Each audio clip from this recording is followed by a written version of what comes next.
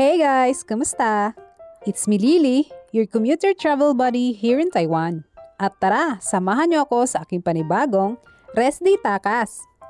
For today's takas nga ay papunta nga akong Xiangshan Wetlands dito sa Hsinchu. Galing nga dito sa Hsinchu ay dito ka nga sasakay ng bus 5801. Pwede ka ding sumakay ng 5803, 5807 dito sa harap ng Watsons. At baba lang kayo dito sa Dashuang bus stop. Tapos 10 minutes na lakad papunta dito sa Xiangshan Wetlands. Marami namang biyahe ang bus papunta dito at pabalik ng Hsinchu. At hindi din masyadong kalayuan ang biyahe dahil 20 minutes ay mararating mo na tong lugar na to.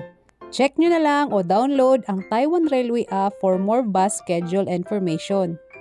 Mag-aalas 2 na nga rin ang hapon ako biyahe papunta dito. Nabuboring kasi ako sa dorm kaya naghanap ako ng malapit na pagtambayan. Manonood din sana ako ng sunset pero hindi nga nagpakita ang sunset ngayon. Makulimlim kasi ang panahon. At nagpalipad nga rin ako ng drone dito. At ito nga pala ang nakuha kong view. Napakalawak nga dito and it's 1,768 coastal hectare. Pwede ka rin magrenta ng bike dito. Single man or marami kayo, meron sila dito para malibot nyo ang coastal area nila na 17 kilometers ang haba. Habang tumatambay ka nga dito ay marami ka ding makikitang mga klase-klaseng ibon. Pwede ka ding manguha dito ng mga shell for free. At sabi nga ng mga katrabaho ko ng mga Taiwanese ay dapat may dala kang pangbungkal ng mud. Kasi sabi nila na sa ilalim daw ang mga shell dito.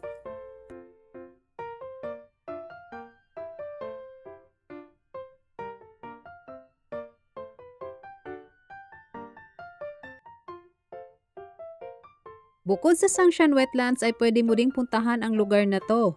Itong crab watching boardwalk. Free entrance din dito. Ang dami mong nga ding makikita ditong klase-klaseng mga crabs. At maganda nga ding maglakad-lakad dito sa kanilang boardwalk habang pinapanood mo yung sunset. Pag hapon ka nga pumunta ay medyo marami nga ding taong nagpupunta rito. Kaya kung naghahanap ka rin ng malapit lang dito sa Hsinchu na pasyalan at makapag-relax at magpahangin, consider this place to visit.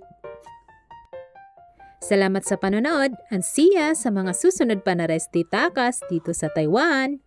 Bye!